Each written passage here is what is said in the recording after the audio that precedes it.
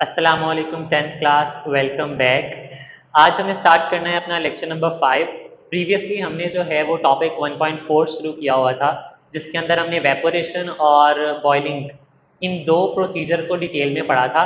आपको याद होगा सॉरी हमने जो है वो वेपोरेशन और बॉइलिंग को डिटेल से पढ़ा था कि किसके अंदर क्या चीज़ डिफरेंट है। ठीक है, हमने देखा था, क्विक से रिवीजन कर लेते हैं। ठीक है, बस 1-1.5 मिनट लगेगा हमें उसके अंदर। हमने देखा कि हमने देखा था कि जो वेपोरेशन होता है वो सरफेस लेवल पर हो रहा होता है, मतलब ऊपर ऊपर से जो पानी की तय है ना, बिल्कुल वहाँ से वेपोरेशन हो रही होती है। और वेपोरेशन जो है वो हर एक टेम्परेचर पर हो रही होती है, चाहे टेम्परेचर कम हो ज़्यादा हो, कोई फ़र्क नहीं पड़ता, वेपोरेशन हमेशा हो रही होती है। ठीक है, और जो वो पॉइंट जिसके ऊपर आज हमने डिस्कशन करनी है वो ये भी है, इट प्रोड्यूसेस कूलिंग। देखो, जैसे ही वेपोरेशन होती है ना, तो वहाँ पर एक ठंडक का एहसास होता है। क्यों? क्योंकि वेपोरेशन होने के लिए हमें जो टेम्परेचर चाहिए वो टेम्परेचर इन्वायरमेंट से लिया जाता है और वेपोरेशन होती है। अब सोचो ज़रा, इर्द गिर्द के इन्वायरमेंट से जब हीट एब्जॉर्ब कर ली जाएगी तो वहाँ पर क्या रह जाएगा? कूलनेस, ठंडक, राइट। तो ये हमारा ब्रीफ सा डिफ्रेंसिएशन था, ठीक है, वेपोरेशन और बॉइलिंग के बीच में। आज हमारा जो टॉपिक है वो ये है कि बॉइलिंग पर और वेपोरेशन पर एक्सटर्नल प्रेशर का क्या असर पड़ता है। ठीक है, टॉपिक है हमारे पास, effect of external pressure on the rates of evaporation and boiling. ठीक है, ये क्लियर है ना? अब आपको बॉइलिंग और वेपोरेशन आई होप बिल्कुल क्लियर होगा। ठीक है, दोनों के अंदर फ़र्क क्या है। अब हमें देखना है कि अगर प्रेशर को बढ़ा दिया जाए तो वेपोरेशन पे क्या असर पड़ता है, प्रेशर को कम कर दिया जाए तो वेपोरेशन पे क्या असर पड़ता है। और इसी तरह से हमने बॉइलिंग के ऊपर भी डिस्कशन करनी है। ठीक है, कि एक्सटर्नल प्रेशर का बॉइलिंग पे क्या असर पड़ता है। ठीक है, छोटा सा टॉपिक है, अंडरस्टैंडिंग वाला टॉपिक है। ठीक है, हम इसको पढ़ेंगे सारा, लेकिन इसको जो मैंने येलो हाईलाइट किया हुआ ना, ये चीज़ें आपकी याद करने वाली हैं, जो मेन मेन चीज़ें हैं। ठीक है, पढ़ेंगे इसको complete. Rates of both evaporation and boiling are affected by variation in external pressure to which the liquid is subjected. वो कह रहे हैं कि बॉइलिंग और वेपोरेशन ये दोनों ही असरअंदाज होते हैं प्रेशर से। ठीक है, ऐसा नहीं है कि एक पर असर होता है एक पर नहीं होता। देखो लिखा हुआ है, rates of both evaporation and boiling are affected by external pressure. ठीक है, तो देखते हैं कि एक्सटर्नल प्रेशर वेपोरेशन पे किस तरह से इफेक्ट डालता है और बॉइलिंग के ऊपर किस तरह से इफेक्ट डालता है। हमारे पास ये जो पहला पैराग्राफ है ना, पूरे का पूरा ये वेपोरेशन के ऊपर है, और जो सेकंड पैराग्राफ है ये वाला, ये बॉइलिंग के ऊपर है। तो शुरू करते हैं। Rates of evaporation tend to increase by decrease in external pressure and vice versa. इसके अंदर क्या कहा जा रहा है कि जब भी एक्सटर्नल प्रेशर डिक्रीज होता है तब रेट ऑफ वेपोरेशन इंक्रीज हो जाता है। मतलब कि जैसे एक्सटर्नल प्रेशर कम होगा वैसे ही जो है वो रेट ऑफ वेपोरेशन इंक्रीज हो जाएगा। फॉर एग्जाम्पल, जो मैंने आपको एग्जाम्पल दी थी, ग्लास की एग्जाम्पल, या कोई भी एक बड़ा बर्तन है। ठीक है, अब सोचो वो बड़ा बर्तन है, उसके अंदर हमने पानी डाला हुआ है, उसके ऊपर एक्सटर्नल प्रेशर एक्सर्ट हो रहा है। ठीक है, पानी है और ऊपर से जो है वो एक्सर्ट हो रही है एक्सटर्नल प्रेशर। तो सोचो अगर मैं इस एक्सटर्नल प्रेशर को हटा दूं या कम कर दूं तो वेपोरेशन जो है वो ज़्यादा होने लगेगी, क्योंकि अब कोई एक्सटर्नल फोर्स नहीं है। पानी को बाहर आने से कौन रोक रही थी? External pressure. और अगर मैं उसी एक्सटर्नल प्रेशर या एटमॉस्फेरिक प्रेशर को कम कर दूं, रिड्यूस कर दूं, तो वेपोरेशन जो है वो जल्दी जल्दी होने लगेगी। वो पानी बर्तन से निकलकर हवा के अंदर जल्दी से ट्रांसफर होना शुरू हो जाएगा। तो सिंपल सी बात है। ठीक है, क्या है कि जैसे ही हम एटमॉस्फेरिक प्रेशर कम करेंगे रेट ऑफ वेपोरेशन इंक्रीज हो जाएगा। Done, simple. और ये जो वाइस वर्सा होता है ना, वाइस वर्सा का मतलब है कि जो लाइन लिखी है उसके बिल्कुल उल्ट। ठीक है, जैसे अगर इधर लिखा हुआ है कि एक्सटर्नल प्रेशर के डिक्रीज करने से वेपोरेशन का रेट बढ़ जाता है, तो इसका वाइस वर्सा लगाने का ये मतलब है कि जब हम एक्सटर्नल प्रेशर को इंक्रीज करेंगे तो रेट ऑफ वेपोरेशन डिक्रीज हो जाएगा। तो वो दोनों बातों को इस एक लफ्ज से कवर कर लेते हैं, एंड वाइस वर्सा। ठीक है, आगे वही एग्जाम्पल है जो मैंने आपके साथ अभी शेयर की है। ठीक है, if a liquid is in an open container, most of the molecules that escape into the vapor phase will not return to the liquid phase. Instead, they will diffuse through the atmosphere away from the container. देखो, जो हमारे पास अगर हम open container के अंदर पानी रखते हैं ना, वो जब पानी वेपोरेट हो जाता है तो बर्तन से बिल्कुल दूर चला जाता है, वो कभी भी वापस लिक्विड के अंदर कन्वर्ट नहीं हो सकता। लेकिन अगर इंक्रीजिंग द एक्सटर्नल टेम्परेचर, अगर हम एक्सटर्नल टेम्परेचर को इंक्रीज कर देंगे तो वो जो वेपर कन्वर्ट हुआ था ना गैस के अंदर, वो मजबूर हो जाएगा वापस लिक्विड के अंदर कन्वर्ट होने में। देखो लिखा हुआ है, increasing the external pressure will force these molecules to return back to liquid surface making evaporation difficult. तो जैसे ही हम एक्सटर्नल प्रेशर इंक्रीज करेंगे उससे क्या हो जाएगी, हमारी इवेपोरेशन मुश्किल हो जाएगी। डन। उसके बाद अब हम स्टडी करते हैं बॉइलिंग के ऊपर इसका क्या असर होता है। देखो, when a liquid boils, bubbles are formed inside the container which then raise to surface. जब पानी उबलता है तो उसके अंदर बबल्स बनना शुरू हो जाती हैं, बुलबुले बनना शुरू हो जाते हैं और वो बुलबुले जो हैं वो सरफेस पे आ जाते हैं, पानी की सतह के ऊपर। At this stage, the temperature of the liquid remains constant till all the liquid boils over. This temperature is called the boiling point.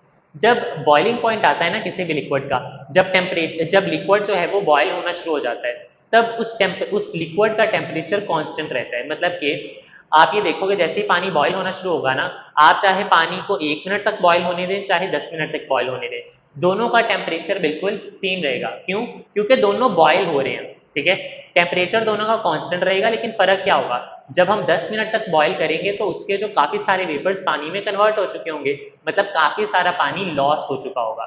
तो ऐसा टेम्परेचर जिसपे पानी के मॉलिक्यूल्स का टेम्परेचर कांस्टेंट हो जाए, उस पॉइंट को हम बॉइलिंग पॉइंट कहते हैं। देखो, इस चैप्टर के अंदर बहुत ज़्यादा दफ़ा जो है वो बॉइलिंग पॉइंट की डेफिनेशन आई है मुख्तलिफ अंदाज में। ठीक है, लेकिन जब हमने एक दफ़ा डेफिनेशन पढ़ ली है, बस हमने उसी को करना है। ठीक है, हमारी बॉइलिंग पॉइंट की डेफिनेशन क्या थी कि जब वेपर प्रेशर और एक्सटर्नल प्रेशर इक्वल हो जाते हैं, तब हम उस टेम्परेचर को क्या कहते हैं, बॉइलिंग पॉइंट। ठीक है, सबसे एफिशिएंट डेफिनेशन यही है। उसके बाद if you measure the boiling point, अच्छा अब ये है, अगर ये लॉन्ग क्वेश्चन के अंदर आ गया तो आपने यहाँ से लिखना शुरू करना है। ठीक है, बॉइलिंग के रिलेटेड कि प्रेशर का बॉइलिंग पे क्या असर होता है। If you measure the boiling point of water at Karachi, it will be 100 degrees Celsius. However, if you will measure this boiling point at Murree, it will be 98 degrees Celsius. वो कह रहा है एक पानी है, अगर आप उसको कराची में बॉईल करते हो तो उसका बॉइलिंग पॉइंट 100 डिग्री सेल्सियस होगा, लेकिन अगर आप उसी पानी को मरी के अंदर जाके मेजर करते हो और उसको बॉईल करते हो तो उसका बॉइलिंग पॉइंट 98 डिग्री सेल्सियस होगा। मतलब कि मरी के अंदर वो पानी जल्दी उबल जाएगा। अब ऐसा क्यों है? देखो, जैसे जैसे हम ऊपर जाते जाते हैं ना, सतह ज़मीन से ऊपर जाते जाते हैं, जैसे जैसे हम बुलंदी के ऊपर जाते जाते हैं, पहाड़ों के ऊपर या खला के अंदर, वैसे वैसे एक्सटर्नल प्रेशर कम होता जाता है। ठीक है, तो या इससे क्या साबित हुआ कि जैसे जैसे हम ऊपर के इलाकों में जाते हैं, पहाड़ों में जाते हैं, तो एक्सटर्नल प्रेशर कम हो जाता है। तो जब एक्सटर्नल प्रेशर कम हो जाता है तो हमारा बॉइलिंग पॉइंट भी कम हो जाता है। आपने अभी एग्जाम्पल देखी, कराची के अंदर 100 डिग्री था, लेकिन जैसे ही हम हाइट के ऊपर गए, मरी चूंकि वो काफ़ी बुलंदी के ऊपर है, तो जैसे ही हम हाइट के ऊपर गए हमारा बॉइलिंग पॉइंट डिक्रीज हो गया। तो इससे क्या हमें पता चलता है कि जैसे ही हमारा एटमॉस्फेरिक प्रेशर डिक्रीज होगा, हमारा बॉइलिंग पॉइंट भी डिक्रीज हो जाएगा। देखो, the atmospheric pressure at Murree is lower than that in Karachi. Karachi के अंदर जो एटमॉस्फेरिक प्रेशर है वो कम होता है कराची से। So we found that the boiling point has decreased at lower atmospheric pressure. तो इससे हमें पता चला कि जो बॉइलिंग पॉइंट है वो भी लो हो चुका है, वो भी डिक्रीज हो गया है। आपके सामने एक एग्जांपल है। ठीक है, देखो, हमारे पास दो बर्तन है, दो बीकर है, एक के अंदर है 1 atm प्रेशर और एक के अंदर है 2 atm। मतलब इसके अंदर प्रेशर कम है और इसके अंदर प्रेशर ज़्यादा है। अब कम प्रेशर का बॉइलिंग पॉइंट भी लोअर है और ज़्यादा प्रेशर का बॉइलिंग पॉइंट भी हायर है। ठीक है, तो देखो, अच्छा ये बीपी का मतलब बॉइलिंग पॉइंट है, वो बायोलॉजी की टर्म है ब्लड प्रेशर, ये ब्लड प्रेशर नहीं है। Okay, I hope you know, BP से बॉइलिंग पॉइंट मुराद है। ठीक है, तो अगर हम अपने पूरे इस प्रोसीजर को सम अप करें जो आज हमने पढ़ा है, वो ये है। देखो, अगर हम एटमॉस्फेरिक प्रेशर बढ़ाते हैं तो हमारे पास वेपोरेशन कम हो जाता है, और जैसे हम वेपोरेशन एटमॉस्फेरिक प्रेशर को कम करते हैं तो वेपोरेशन बढ़ जाता है। तो ये उल्ट प्रोसीजर है। अब ये प्रोसीजर किसका है? वेपोरेशन पर एटमॉस्फेरिक असर का क्या, एटमॉस्फेरिक प्रेशर का क्या असर होता है। ठीक है, ये किसके मुतालिक है? ये वेपोरेशन पर एटमॉस्फेरिक प्रेशर का क्या असर होता है। इस तरह के प्रोसीजर को ना, इस तरह के रिलेशन को हम इनडायरेक्ट कहते हैं, जिसमें एक बढ़ रहा है और दूसरा कम हो रहा है। ठीक है, जिस तरह से ये वाला केस है। लेकिन नीचे वाले केस के अंदर देखो, बॉइलिंग पॉइंट, जैसे ही एटमॉस्फेरिक प्रेशर बढ़ रहा है बॉइलिंग पॉइंट भी बढ़ रहा है, और एटमॉस्फेरिक प्रेशर अगर कम हो रहा है तो बॉइलिंग पॉइंट भी कम हो रहा है। इस तरह के रिलेशन को हम कहते हैं डायरेक्ट रिलेशन। ठीक है, एक चीज के बढ़ने से दूसरी बढ़ रही है, एक के कम होने से दूसरी कम हो रही है, this is called direct relation और डायरेक्टली प्रोपोर्शनल। और जो ऊपर वाला हमने देखा है, जो वेपोरेशन और एटमॉस्फेरिक प्रेशर का जो ताल्लुक है, जो रिलेशन है, वो है इनडायरेक्ट। ठीक है, एक के बढ़ने से दूसरी कम हो रही है। या आपको एमसीक्यू के अंदर आ सकता है कि वेपोरेशन का और एटमॉस्फेरिक प्रेशर का कैसा रिलेशन है, डायरेक्ट, इनडायरेक्ट या नो इफेक्ट। आपने बताना है कि इनडायरेक्ट है। और अगर वो पूछेगा बॉइलिंग पॉइंट और एटमॉस्फेरिक प्रेशर का क्या लिंक है, तो इसका आंसर क्या होगा, डायरेक्ट रिलेशन या डायरेक्ट प्रोपोर्शनल। ठीक है, इस तरह के कॉन्सेप्चुअल एमसीक्यूज जो है वो एग्जामिनर पूछ सकता है। इसको लिख लेना अपनी बुक के ऊपर, direct relation, indirect relation. Okay, next है हमारे पास न्यू टॉपिक स्टार्ट हो रहा है 14.5। छोटा सा टॉपिक है, ठीक है, इसको देख लेते हैं। सब्लिमेशन। देखो, आपने ये तो देखा होगा कि जो सॉलिड है वो पानी में कन्वर्ट हो जाता है, मतलब पिघल जाता है। बर्फ का क्यूब है ना, बर्फ बर्फ पिघल कर पानी में कन्वर्ट हो जाती है, और अगर हम उसी पानी को बॉयल कर दें, गर्म कर दें, तो वो हवा में कन्वर्ट हो जाता है, मतलब गैस बन जाता है। अब हमने ये तो देख लिया कि भाई सॉलिड से लिक्विड भी बन सकता है, लिक्विड से गैस बन सकता है, लेकिन क्या कभी सॉलिड से डायरेक्ट गैस बन सकती है? मतलब डायरेक्ट बर्फ से गैस, मतलब बर्फ पिघले ही ना कभी भी और वो डायरेक्ट गैस में कन्वर्ट हो जाए। ये आपके लिए जो है वो थोड़ा सा नया कॉन्सेप्ट है। देखो, the direct conversion of solids to vapours without melting. Procedure यही होता है नॉर्मली, जो हम आमतौर पे देखते हैं ना, कि बर्फ पिघलती है, पानी में कन्वर्ट होती है और फिर पानी गैस में कन्वर्ट होता है, लेकिन यहाँ पर सॉलिड डायरेक्ट गैस में कन्वर्ट हो रहा है विदाउट मेल्टिंग, मतलब वो पिघल भी नहीं रहा। इस प्रोसीजर को हम क्या कहते हैं, सब्लिमेशन। ठीक है, आई नो ये आपके लिए थोड़ा सा न्यू कॉन्सेप्ट हो सकता है, क्योंकि ये कोई इतना रेगुलर प्रोसीजर नहीं है, लेकिन मैं इसकी आपके साथ एक एग्जांपल शेयर करता हूँ। देखो, ये एक ड्राई आइस है, ठीक है, ड्राई आइस को हम कार्बन डाइऑक्साइड भी कहते हैं, कार्बन डाइऑक्साइड सॉलिड फॉर्म के अंदर। ठीक है, देखो, जब ये ड्राई आइस जो है हम इसको ओपन एयर के अंदर रखते हैं ना, तो इसमें से धुआं निकलने लगता है। ठीक है, जिस तरह से किस तरह से हम कह सकते हैं, जिस तरह कोई स्मोकिंग करता है ना इंसान, सिगरेट के अंदर से धुआं निकलता है, बिल्कुल उसी तरह से इसके अंदर से भी हमारे पास क्या होता है, धुआं निकलता है। ठीक है, तो ये पानी में कन्वर्ट नहीं होती, पानी में मेल्ट नहीं होती, बल्कि फौरन से सॉलिड से गैस के अंदर कन्वर्ट हो जाती है। ठीक है, और इस प्रोसीजर को हम क्या कहते हैं, सब्लिमेशन।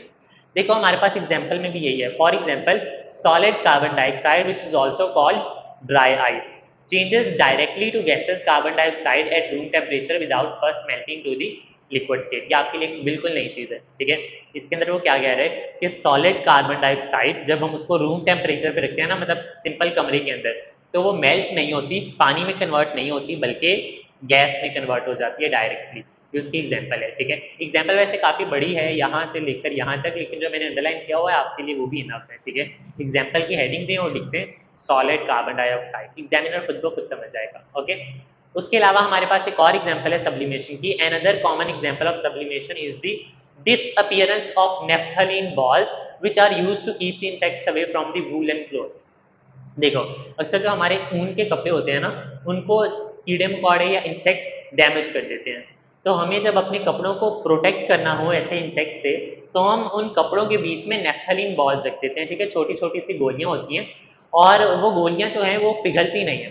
ठीक है, वो सॉलिड फॉर्म के अंदर होती हैं, और वो कुछ देर गुजरने के बाद, कुछ हफ्ते या कुछ महीनों के बाद, वो डायरेक्ट गैस के अंदर कन्वर्ट हो जाती है। ठीक है, पिघलती नहीं है, डायरेक्ट एक सॉलिड लिक्विड के अंदर कन्वर्ट हो जाता है। तो ये दो एग्जांपल्स हैं। ठीक है, पहली एग्जांपल क्या है, सॉलिड कार्बन डाइऑक्साइड, और दूसरी एग्जांपल क्या है, नेफ्थलीन बॉल्स। डन है, डेफिनेशन होगी, दो एग्जांपल्स हो गए, दैट्स इनफ। ठीक है, आगे वो एग्जांपल है जो मैंने आपको ऑलरेडी बता दी। तो इसके अंदर से शॉर्ट क्वेश्चन आ सकता है, सब्लिमेशन की डेफिनेशन और एग्जांपल्स। अच्छा, आप एग्जांपल ध्यान से देखना है, इसके बाद एक छोटी सी एक्सरसाइज आएगी, हमने उसके अंदर इसको टेस्ट करना है। दो एग्जांपल्स हमने पढ़ी हैं, एक है सॉलिड कार्बन डाइऑक्साइड और एक है नेफ्थलीन बॉल्स। डन है, उसके बाद है हमारे पास न्यू टॉपिक, नहीं न्यू टॉपिक नहीं है, 14.5 का एक सब टॉपिक है विच इज डेपोजिशन। देखो, अभी हमने सब्लिमेशन पढ़ा, उसके अंदर हमने क्या देखा था कि सब्लिमेशन के अंदर एक सॉलिड डायरेक्ट गैस में कन्वर्ट हो रहा है। डेपोजिशन उसका उल्ट है, इसके अंदर क्या होता है, एक जो गैस है वो डायरेक्ट सॉलिड में कन्वर्ट होती है। ठीक है, लास्ट टाइम हमने जब अपनी हीटिंग कर्व और कूलिंग कर्व पढ़ी थी ना, याद है आपको, कूलिंग कर्व के अंदर क्या होता था, पहले गैस जो थी, पहले गैस का टेम्परेचर ड्रॉप होता है, वो गैस लिक्विड में कन्वर्ट होती है, और उसके बाद वो लिक्विड सॉलिड में कन्वर्ट होता है। तो ये पूरी चेन है, लेकिन यहाँ पर क्या हो रहा है कि गैस डायरेक्टली कन्वर्ट हो रही है, किसके अंदर, गैस डायरेक्टली कन्वर्ट हो रही है सॉलिड के अंदर। तो इस प्रोसीजर को हम क्या कहते हैं, डेपोजिशन। पढ़ते हैं इसकी definition. The process reverse to sublimation, ये सब्लिमेशन का उल्ट है, is called deposition where a gas changes directly to solid without going into the liquid state. ठीक है, इसके अंदर गैस डायरेक्ट सॉलिड में कन्वर्ट होती है और लिक्विड हालत में नहीं जाती। इसकी एग्जांपल देख लो, मैंने अंडरलाइन की हुई है, जब भी डेफिनेशन आएगी एग्जांपल लाजमी देनी है। Formation of frost in winter season is an example of deposition. अक्सर जब बहुत ज़्यादा सर्दी हो रही होती है ना, हमारे पंजाब के अंदर तो इतना कोई इसका सीन नहीं है, लेकिन जो हमारे गिलगित बल्तिस्तान या कश्मीर जैसे इलाके हैं या कनाडा ऑस्ट्रेलिया जैसे इलाके हैं जहाँ पे बहुत ज़्यादा सर्दी पड़ती है, वहाँ पर क्या होता है कि अक्सर रात के वक्त ना जब टेम्परेचर बहुत ज़्यादा ड्रॉप हो जाता है तो गैस जो है वो डायरेक्टली सॉलिड के अंदर कन्वर्ट हो जाती है। उनकी जो गाड़ियों के शीशे हैं उनके ऊपर बर्फ़ जम जाती है, ठीक है। लिक्विड के अंदर कन्वर्ट नहीं होती गैस, गैस डायरेक्ट कन्वर्ट हो रही होती है सॉलिड के अंदर, बर्फ़ के अंदर। तो ये जो फ्रॉस्ट है ना, ये मैं आपको दिखाता हूँ एक डायग्राम के तहत। ये इसको हम फ्रॉस्ट कहते हैं, गाड़ी के शीशे के ऊपर जो जमी हुई है ना, ये फ्रॉस्ट है, और ये पत्ते के ऊपर जो है इसको हम फ्रॉस्ट कहते हैं, ठीक है। ये किसकी एग्जांपल है? डेपोजिशन की। डेपोजिशन किसका उल्ट होता है? सब्लिमेशन का, ठीक है। एमसीक्यू आ सकता है, deposition is the reverse to dash, ठीक है। तो डेपोजिशन सब्लिमेशन का उल्ट है, सब्लिमेशन डेपोजिशन का उल्ट है, सिंपल इज दैट। छोटे छोटे से टॉपिक पढ़े हैं, ठीक है, जल्दी से रिवीजन करते हैं। अभी तक हमने क्या पढ़ा है? हमने अभी तक ये पढ़ा है कि वेपोरेशन, एक्सटर्नल प्रेशर का वेपोरेशन पे क्या असर होता है। इनडायरेक्ट रिलेशन है, अगर एक्सटर्नल प्रेशर बढ़ेगा तो वेपोरेशन कम हो जाएगी, और अगर एक्सटर्नल प्रेशर बढ़ जाएगा तो और अगर एक्सटर्नल प्रेशर कम हो जाएगा तो वेपोरेशन बढ़ जाएगी। उसके अलावा हमने देखा कि एक्सटर्नल प्रेशर का बॉइलिंग के साथ कैसा लिंक है, ठीक है। अगर एक्सटर्नल प्रेशर बढ़ेगा तो बॉइलिंग पॉइंट भी बढ़ेगा, एक्सटर्नल प्रेशर कम होगा तो बॉइलिंग पॉइंट भी कम हो जाएगा। उसके बाद हमने देखा था कि भाई डिफरेंस क्या है, किस किस के अंदर हमने डिफरेंस देखा था कि सब्लिमेशन के अंदर और डेपोजिशन के अंदर क्या फ़र्क है। सब्लिमेशन के अंदर सॉलिड गैस में कन्वर्ट होता है विदाउट मेल्टिंग, और डेपोजिशन के अंदर गैस जो है वो सॉलिड में कन्वर्ट होता है without converting into liquid. Done है, अभी तक हमने सिर्फ ये पढ़ा है। तो ये देखो ज़रा एक और डायग्राम। ये डायग्राम जो है ना अपनी आपने बुक पे बना लेनी है, बहुत ही क्विक सा मेथड है रिवीजन का। देखो, जैसे ही हम सॉलिड से लिक्विड में कन्वर्ट होते हैं इसको हम कहते हैं मेल्टिंग, और जैसे ही लिक्विड से सॉलिड में जाते हैं इसको हम फ्रीजिंग कहते हैं, और जैसे ही लिक्विड से गैस में कन्वर्ट होती है तो उसको हम वेपोरेशन कहते हैं, और जब गैस लिक्विड में कन्वर्ट होती है तो उसको हम कॉन्डेंसेशन कहते हैं, और जब सॉलिड गैस में कन्वर्ट होता है तो उसको हम सब्लिमेशन कहते हैं, और जब गैस सॉलिड में कन्वर्ट होता है तो डेपोजिशन कहते हैं। तो इससे जो है ना आपके 6 के 6 कॉन्सेप्ट एक ही डायग्राम के अंदर कवर हो रहे हैं, ठीक है। तो मेरा ख्याल है बहुत ही अच्छा मेथड है आपकी रिवीजन के लिए। इस डायग्राम को बुक के ऊपर बना लो, ठीक है। ज़रूरी नहीं है कि आपने ये डायग्राम बनानी है गैस और ये वो, सिर्फ गैस लिख लो, लिक्विड और सॉलिड, आपका कॉन्सेप्ट जो है वो रिवाइज हो जाएगा, ये बहुत ज़रूरी है। उसके अलावा जो है हमारे पास 14.3 क्विक चेक, 3 क्वेश्चन हैं, ठीक है। जितना भी अभी तक हमने कॉन्सेप्ट पढ़े हैं उन्हीं पे रिलेट करें, बहुत सिंपल से जो है वो क्वेश्चन हैं। पहला क्वेश्चन देखते हैं, does the change in temperature occur during the process of evaporation. आपको क्वेश्चन याद है जो हमने लास्ट क्लास के अंदर देखा था कि हम गर्मियों के अंदर कॉटन के कपड़े क्यों पहनते हैं? उसका आंसर याद है आपको? कॉटन जो है वो हमारे पसीने को एब्जॉर्ब कर लेता है और उसके बाद वो उसको वेपोरेट कर देता है। अब वेपोरेट किस तरह से करता है? आपको पता है कि वेपोरेशन के लिए हमें हीट चाहिए होती है, वेपोरेशन उसी वक्त होती है जब हीट होती है। तो होगा क्या, अब वेपोरेशन होने के लिए हीट चाहिए। अब वो जो कॉटन का कपड़ा है ना वो अपनी सराउंडिंग से हीट को एब्जॉर्ब करता है, ठीक है। एब्जॉर्ब क्यों करता है? ताकि उस पसीने को वेपोरेट करवा सके। अच्छा सोचो, जैसे ही हीट को एब्जॉर्ब करके हवा के अंदर भेजेगा तो उसके जो इर्द गिर्द की जगह है वो ठंडी हो जाएगी, हमें हमें ठंडक का एहसास होता है, इसीलिए हमें गर्मियों के अंदर कॉटन पहनना अच्छा लगता है, कंफर्टेबल फील होता है, ठीक है। तो अब वो पूछ रहा है कि क्या जब वेपोरेशन होती है तो क्या टेम्परेचर में कोई चेंजेस अकर होते हैं? तो जी हाँ, बिल्कुल होते हैं। जब वेपोरेशन होती है तो उसके इर्द गिर्द का टेम्परेचर ठंडा हो जाता है, डिक्रीज हो जाता है, ठीक है। तो इसका हम आंसर देखते हैं, ठीक है। मैंने आपके लिए इधर इसका आंसर लिखा हुआ है। अगर आपके पास कोई और हेल्पिंग बुक है, ठीक है, अलिफ की स्टोन है, हमदर्द है, ठीक है, जो भी व्हाट्सएवर आपके पास हेल्पिंग बुक है उसके ऊपर जो भी आंसर है आप उसको भी एग्जैक्ट कॉपी कर सकते हो, ठीक है। ये मेरे पास आंसर है, बस मैंने इसके अंदर थोड़ा सा एक्सप्लेन ज़्यादा किया हुआ है। आपको जो क्वेश्चन आंसर सही लगे आप कर सकते हो, सबका कॉन्सेप्ट जो है वो सेम ही होगा। तो does the change in temperature occur during the process of evaporation? Yes, A change in temperature occurs during evaporation, इतना नहीं लिखना बस, ठीक है। यस या नो आंसर नहीं है, एक्सप्लेन भी करना होता है। During this process liquid absorb heat energy from its surroundings. मैंने आपको कहा था ना कि इससे हीट को एब्जॉर्ब किया जाता है, तो देखो इधर पे लिखा हुआ है, the liquid absorb heat energy from its surroundings, the particles with higher kinetic energy escape from the surface of the liquid as vapors, leaving behind particles with lower average kinetic energy. देखो, जैसी उनको heat मिलती है ना, अब आपको पता है जैसे किसी मॉलिक्यूल को हीट मिलती है तो उसके अंदर काइनेटिक एनर्जी इंक्रीज हो जाती है। तो अगर किसी की काइनेटिक एनर्जी इतनी ज़्यादा हो जाए कि वो अपनी इंटरमॉलिक्यूलर फोर्सेस को तोड़कर इवेपोरेट हो जाए, तो ठीक है। जो पीछे रह जाते हैं वो रह जाते हैं जिनकी काइनेटिक एनर्जी एवरेज होती है या लोअर होती है। As a result the temperature of remaining liquid decreases, और जो पीछे लिक्विड बच जाता है ना उसका टेम्परेचर ड्रॉप हो जाता है, प्रोड्यूसिंग एक कूलिंग इफेक्ट। और वो जो टेम्परेचर जो लिक्विड रह जाता है वो हमें ठंडक का एहसास दिलाता है। तो इसलिए वेपोरेशन जब भी होती है वो बिल्कुल टेम्परेचर को चेंज करती है, और टेम्परेचर किस तरह से चेंज होता है, ड्रॉप हो जाता है और ठंडक का एहसास आता है। ठीक है, मैंने आपको लास्ट टाइम एग्जाम्पल दी थी कि जिस जगह के ऊपर एक ह्यूज क्वांटिटी के अंदर कपड़े धुल रहे होते हैं ना, और उसको उसको सुखाया जा रहा होता है, फैलाया जा रहा होता है कपड़ों को, तो उस जगह का जो टेम्परेचर है वो ड्रॉप हो जाता है, क्योंकि ह्यूज ह्यूज सरफेस एरिया के ऊपर वेपोरेशन हो रही होती है। तो जो कपड़े हैं वो सराउंडिंग से हीट को एब्जॉर्ब करते हैं और उसके बाद वेपोरेशन होती है, जिसकी वजह से इर्द गिर्द का माहौल थोड़ा सा ठंडा महसूस होता है। ओके, नेक्स्ट हमारे पास क्वेश्चन है, डज आइस सबलाइन। देखो, क्या बर्फ जो है वो सब्लिमेशन कर सकती है या नहीं। सब्लिमेशन अभी हमने पढ़ा कि सॉलिड डायरेक्ट गैस में कन्वर्ट हो जाती है, तो इसका आंसर है यस, आइस कैन सबलाइन। जो बर्फ है वो सबलाइन हो सकती है। हमने बल्कि एग्जाम्पल भी देखे थे ड्राई आइस की। लेकिन ये प्रोसेस सिर्फ उसी वक्त होता है जब इर्द गिर्द का जो माहौल है ना वो बहुत ज़्यादा ठंडा हो और खुश्क हो। ठीक है, yes, it ice can sublime. This process happens under certain conditions. बर्फ जो है वो सबलाइन हो सकती है, लेकिन इसकी कुछ शराइत है। कौन कौन सी शराइत है? एक तो टेम्परेचर लो होना चाहिए, मतलब बहुत कम, जीरो से भी कम। एंड लो प्रेशर, प्रेशर जो है वो लो होना चाहिए, मतलब कि जितना ज़्यादा हम पहाड़ के ऊपर जाते जाएंगे जहाँ पे एटमॉस्फेरिक प्रेशर लो होता है वहाँ पे जो है वो आइस इजीली सबलाइन हो सकती है। अच्छा, आपको पता है कि अगर आप जो है वो आइस क्यूब होता है ना, आइस क्यूब, बर्फ का छोटा सा पत्थर क्यूब टाइप का, अगर आप उसको अपने फ्रीजर के अंदर रखते हो ना एक बहुत ज़्यादा अरसे के लिए, तो वो जो आइस क्यूब है उसका साइज़ छोटा हो जाता है। और अगर आप उसको बहुत ज़्यादा अरसे तक बहुत लो टेम्परेचर पर रखे रखो ना फ्रीजर के अंदर, तो एक वक्त ऐसा आएगा उस आइस क्यूब के डिपेंड करने पर कि वो सॉलिड से गैस के अंदर कन्वर्ट हो जाएगा। ठीक है, तो आइस सबलाइन हो सकती है, लेकिन डिपेंड क्या करता है कि एक तो टेम्परेचर बहुत लो हो, प्रेशर लो हो, और जो इन्वायरमेंट है वो बहुत ज़्यादा खुश्क हो, ड्राई हो। ठीक है, तो यहाँ पर हमारे दो क्वेश्चन हो जाते हैं। एक लास्ट क्वेश्चन और है हमारे पास, give one examples for each sublimation and deposition other than mentioned in text.